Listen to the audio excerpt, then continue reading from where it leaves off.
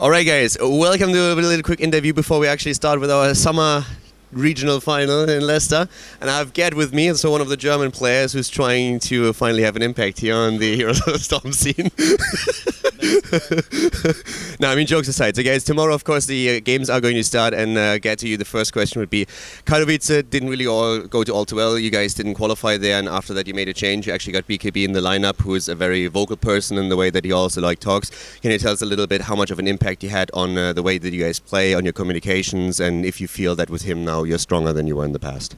So yeah, of course, and like overall, I think Juve and BKB have kind of the same impact in game, that they're both aggressive players. So we're usually with Lowell looking out for aggressive tanks, because we usually run them with melee assassins. So we like to go ham, but obviously we can go play other stuff as well. But BKB is a very aggressive player, and he also helps me a lot with drafts and overall like trying to improve communication, which was a thing, because with Juve it was like we had no synergy going due to the fact that I went for a call that he basically reverse called, and then we ended up like screwing our engagements or screwing our overall map rotations a bit.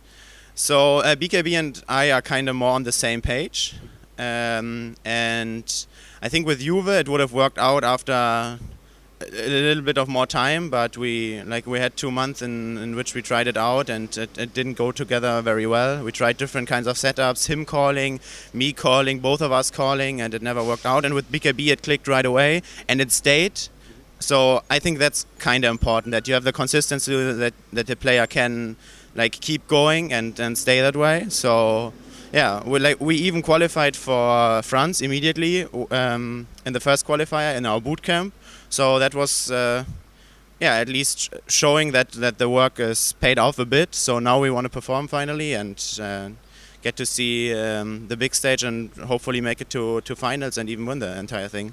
You actually already touched a little bit already on the drafts, and I mean, you said like BKB is also going to help you there, but you hinted at that you are mainly doing the drafts for your team. Is it like more of a group thing for you? Are you really the one who's like calling the drafts and saying what you guys are playing, and BKB is helping you out with that a little bit, or how exactly is the dynamic during the draft process? So yeah, that's another good point, because it changed quite a lot as well. I always felt like in the old teams I had a lot of pressure on me doing the drafts well, but right now with BKB and also Lowell picking it up quite a lot, we most of the time just do it as a group. And Shad also helps a lot, because he's the flex player, knowing a lot of matchups, because yeah, in Hero League he practices basically everything, so he can always give us a lot of input on how like different one-on-one matchups work out, and for example how well Vikings soak against like different types of heroes. So I think right now with the team 4 to 5 people, like everyone putting their heart into the draft, it's going a lot better than like what I was used to. And I want everyone to like know how the draft works and draft together with everyone else, so like we get our synergy in game. Because I feel even though coaches obviously and like gaming houses and all that kind of stuff is definitely a thing, and infrastructure overall, it's still on you with the players to like deliver most of the drafts when you have no coach, and like have an impact and think about the game when before the game already started. Because in Heroes drafts are, I would say, like 50% of the games you win in drafts already. You mentioned coaches, and it's actually one of the things that always pops up in the community. It's something that people talk about. Do you feel that the current development of the scene, I guess like we all agree that in the long run coaches have to be a thing, and a lot of the organizations that you go to, the events already provide you with another slot in the booth where a coach could actually like talk to the team. But like at the current state of the game and the way that the teams work, do you feel like coaches right now are a necessity, or do you feel that at this point teams have to step it up first before a coach really becomes a valuable asset?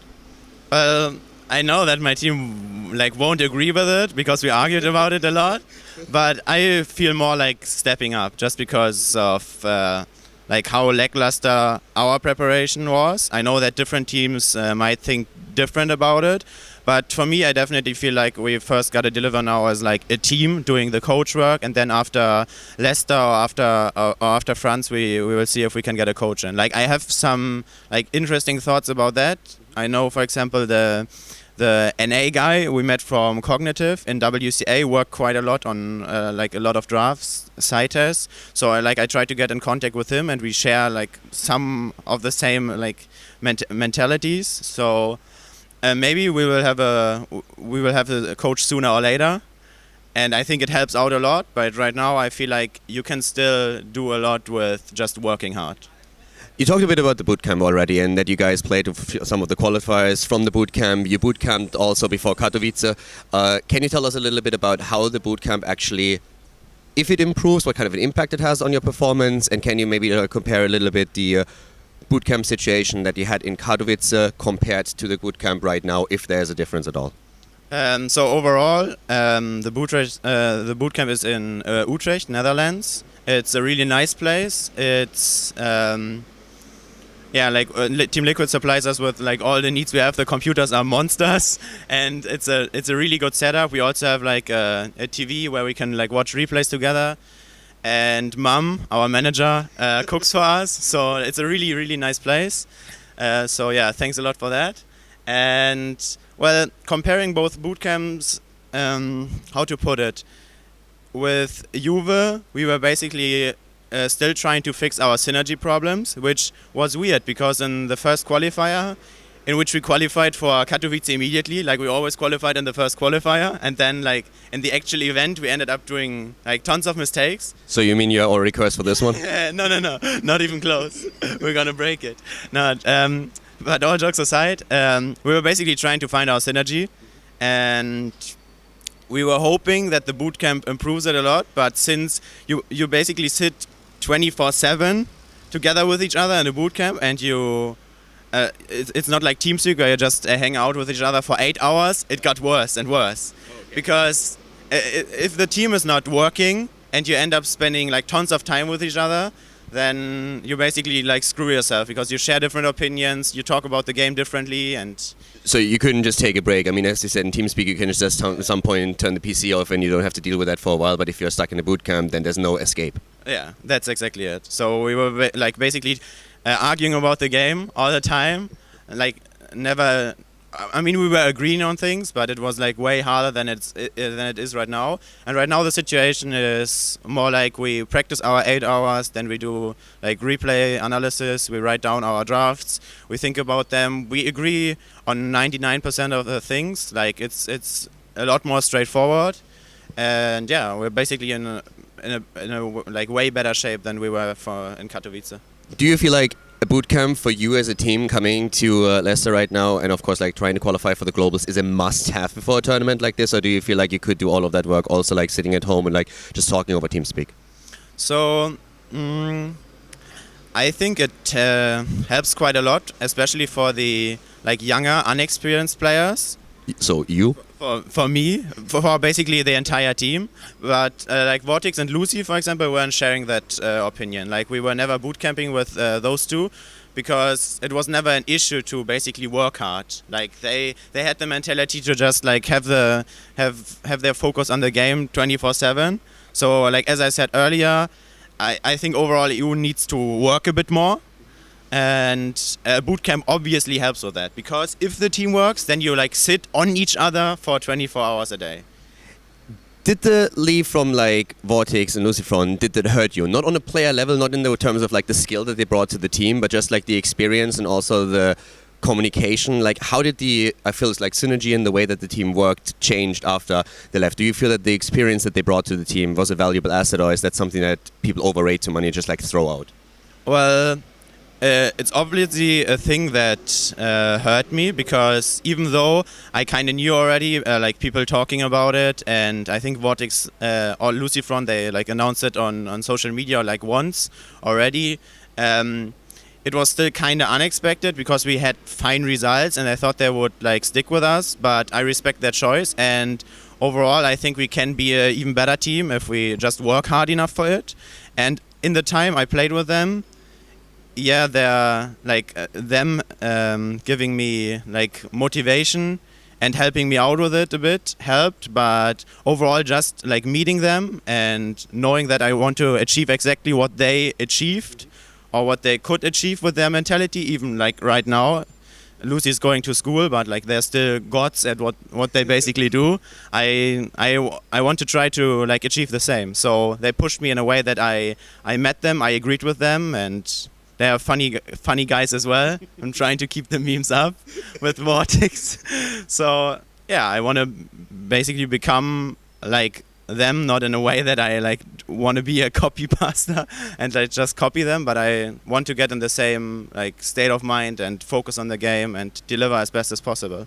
Talking now a little bit about the event here, like one of the things that happened is actually that shortly before the event started, I mean the event starts tomorrow, we had a patch coming in.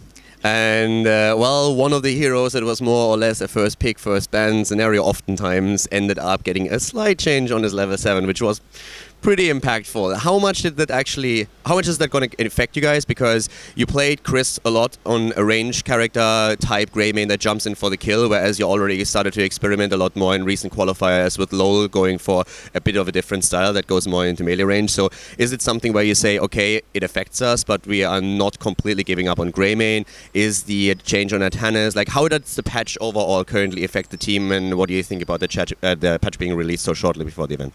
So for Chris, like the Grey main type-ish player, even though Lowell is the melee assassin, we usually ran it on Chris because he was like the most comfortable on, but we could switch it up for Lowell as well. I think he has enough toys to play with, honestly. Like I don't mind that they butchered Grey main a bit because now you survive a little bit longer. It's probably a bigger problem for other teams. Like I don't know how Fnatic feels about it, but Grey main and also like Gust cooldown, the two like best heroes of Quacknix were nerfed a bit. Like Khaldor it's not a big deal. Like those 20 seconds were needed for sure. But yeah, you're gonna release it after the event, right? You're gonna release it? Probably before the game starts. Don't spoil too much. Okay, I think that Grey main isn't that strong anymore. Like the cocktail, like getting the poke through all the time. Like was a I don't want to say it's a healthy thing because it's so annoying as a healer, especially if you have Uther and it splashes on like 2 or 3. But could you guys please go in line so they can heal all of you? Yeah, can you please stand in range from my W? No, but I think it won't hurt the game too much. There's still enough like range toys to play with. And regarding Atanas, I think it's a fun change for sure. Like it will improve casual play overall. Like no hate, but I think it's like a really fun change for just Hero League and Quick Match. I think on Battlefield with the level 1 talent, he's still a monster, but I don't really see him working out on like other maps. Maybe against some Illidan comp, people prepared some kind of blind stuff against auto attackers, but besides that, I think it's not like pushing him over the edge that he will be a monster in this event. So talking a little bit about like the group stage right now, who do you think is your biggest, like what team are you actually afraid of in your group stage? What's the team where you say like, okay, this is like the biggest opponent that we have, we need to beat those guys to make it like into like a good spot in the group? Well, obviously my Insanity, because they are always a strong team to consider, and especially with double support right now, which is really annoying to play against. They are in a good shape and they are in a good spot. We beat them in the qualifier for France 2-1, but it was like really close games. So I think the top European teams are like pretty close to each other. So obviously we're trying to prepare for MYI the hardest, but also for example CLG, because they came in as a runner-up now because Epsilon couldn't attend, is like not really hard to deal with, but in a way, we didn't like do our homework on them because they just got announced yesterday, I think. So that's actually a really good point. Let me interrupt you there for a second. As you already said, they just jumped in, and not only for the teams, for the casters that prepared for this event, it's also a little bit of a switch because half the data is suddenly out the window. But for you guys, are you actually like afraid of them a little bit in the sense that you couldn't really prepare? There's not too many games for them, but they have tons of data on you. So is that an advantage that might actually push them into one of the spots to leave the group to get out and participate on the last day on Sunday? Well, obviously I hope that we'll get off groups, and I think my Insanity and and our team are like the clear favorites, obviously. Nice one. But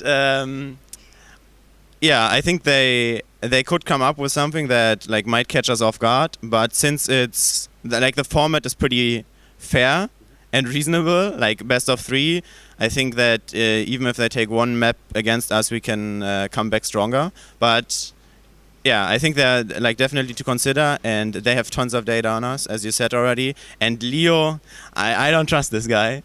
I have to be careful. All right. Chris. Yeah, no, I meme it. Gerd, thanks for the interview. That actually lasted a lot longer than I already thought, so thanks very much. Any shoutouts? Yeah, big shout out to TeamLiquid. Big shout out to like everyone supporting us or like the hero scene overall. It's still a pretty small community, so like thanks to you guys out there, and obviously thanks a lot for the interview. Thank you very much, man.